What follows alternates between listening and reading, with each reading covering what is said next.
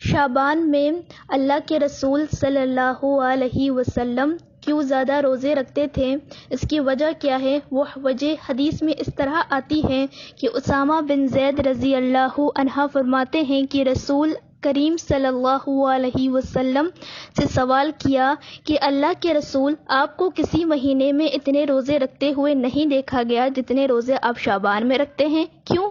صحابی نے سوال کیا، اللہ کے رسول صلی اللہ علیہ وسلم، آپ کو جتنے روزے شعبان میں رکھتے ہوئے دیکھا گیا اتنے روزے تو آپ کبھی نہیں رکھتے شعبان کے علاوہ، ایسا کیوں؟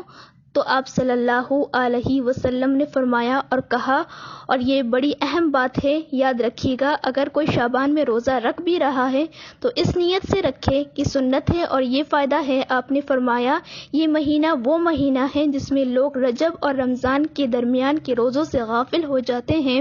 رجب اور رمضان کے بیچ میں ایک مہینہ آتا ہے تو لوگ اس میں غافل ہو جاتے ہیں، اور آپ نے آگے فرمایا غافل ہو جاتے ہیں حالانکہ اس میں اعمال رب العالمین کی طرف اٹھائے جاتے ہیں، اور میں یہ پسند کرتا ہوں کہ جب میرے اعمال اٹھائے جائیں تو میں روزے سے رہوں۔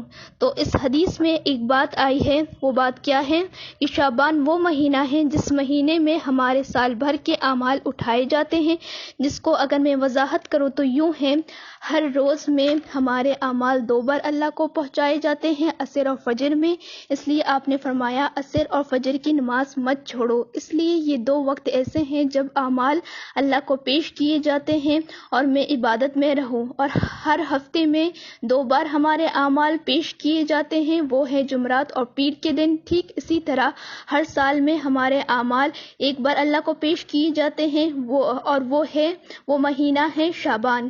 شعبان میں اللہ کے پاس ہمارے اعمال سالانہ پیش کیے جاتے ہیں، پیر اور جمعرات کو ہفتے واری پیش کیے جاتے ہیں، اور ہر روز جو عصر اور فجر میں مطلب فرشتوں کی شفٹ چینج ہوتی ہے اور نامہ اعمال پیش کیے جاتے ہیں۔ تو کیا فائدے اور کیا فضائل ہے اس روزوں کی؟ یہ مہینے کے اندر ہمارے اعمال اللہ کو پیش کیے جاتے ہیں۔ اب کیسے، کیوں، کیا کہ اللہ غافل ہے ہمارے اعمال سے؟ نہیں، اللہ سب جانتا ہے، پھر بھی اللہ نے فرشتوں کو تعینات کر رکھا ہے کہ فرشتے بھی گواہ ہو جائیں ہم پر کہ ہم نے دنیا میں کیا اعمال کیے، تو ہر سال ہمارے اعمال پیش کیے جاتے ہیں۔ آپ نے فرمایا میں یہ چاہتا ہوں کہ جب میرے اعمال بھی پیش کیے جائیں نا تو میں روزے کی حالت میں رہوں، اس لیے اللہ راضی ہوتا ہے نا عبادت سے۔ ٹھیک ہے، تو پہلا کام اس مہینے کی فضائل کیا ہے؟ روزے رکھیے۔ اس کے تعلق سے جو بات آتی ہے وہ کیا ہے؟ اس مہینے کی یہ اعمال اللہ کے پاس ہمارے اعمال پیش کیے جاتے ہیں، اور آپ صلی اللہ علیہ وسلم فرمایا میں چاہتا ہوں جب میرے اعمال جائیں تو میں اللہ کے پاس روزے کی حالت میں رہوں، اور یہ یاد رکھیے، لیکن یہ مہینہ حرمت والوں مہینوں میں سے نہیں ہے۔